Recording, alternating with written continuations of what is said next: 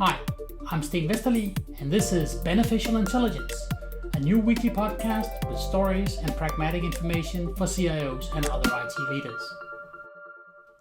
This week, moving learning online. The coronavirus has disrupted schools, universities, and all kinds of organizations who have some kind of training needs that they usually fulfill with instructor-led training. Just taking an instructor and putting him or her in front of a video camera doesn't really work. It's not the same as school children all over the world have realized, as college students have seen. In the US, where people pay a lot of money for their college education, there's actually more than 25 lawsuits by now. College students suing their universities saying they're not getting what they paid for. So that's one thing that's hard, and just putting people in front of a video camera isn't really enough. Another thing that's hard is, of course, the participation. What you're seeing, what even the best learning platforms are seeing, is that they have a 90 to 95% dropout rate. As only 5 to 10% actually complete their courses. And these are professional people who do online learning for a living, and they have been analyzing the data. They've been doing their very best to make engaging course content, and they're still seeing only 5 to 10% complete. So online learning is hard. There are, of course, some benefits as well.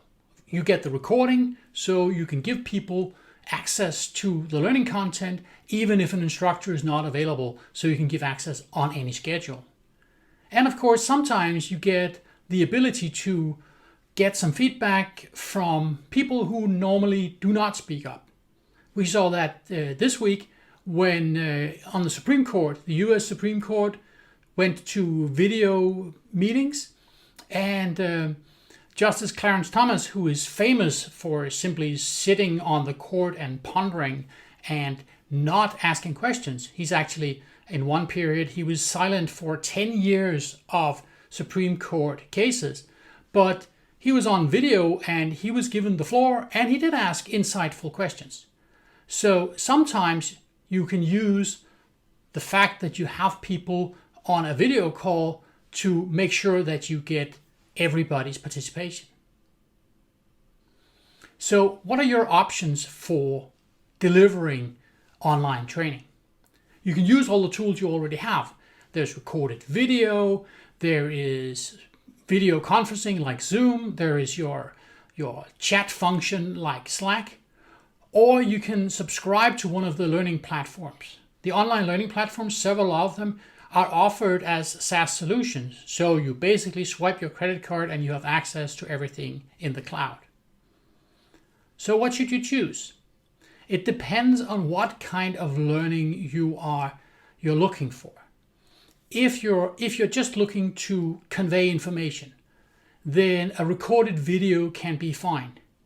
If you just want to make sure that everybody has been reminded of the bank's anti-money laundering policies, then it might be enough to just have a video and a short questionnaire.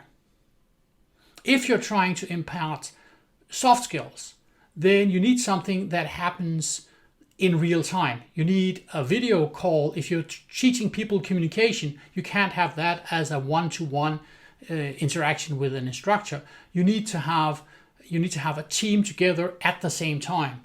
There you need something like Zoom that has the ability to have breakout rooms where people can discuss in groups, reconvene in a large group with the instructor. So some kind of online video platform, maybe supplemented with some chat, is good for teaching soft skills.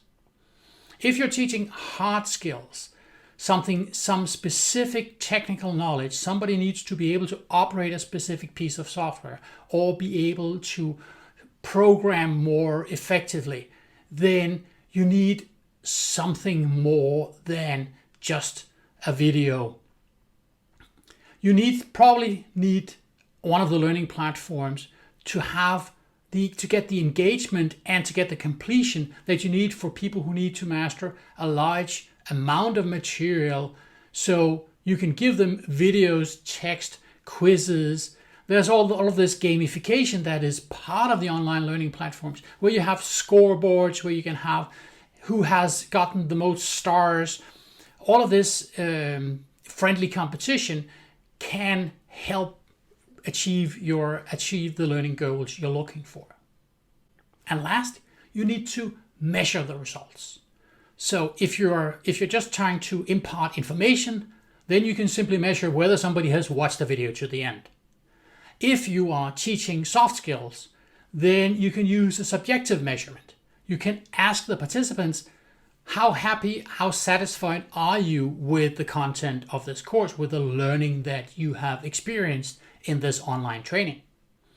And if you're teaching hard skills, if you're teaching people to use a specific software package or to program in a specific programming language, you should be able to have some measures that tie together with your organization's measures, with some kind of key performance indicator, software quality. You would expect runtime performance to increase, or you would expect bugs to decrease, some kind of objective measurement.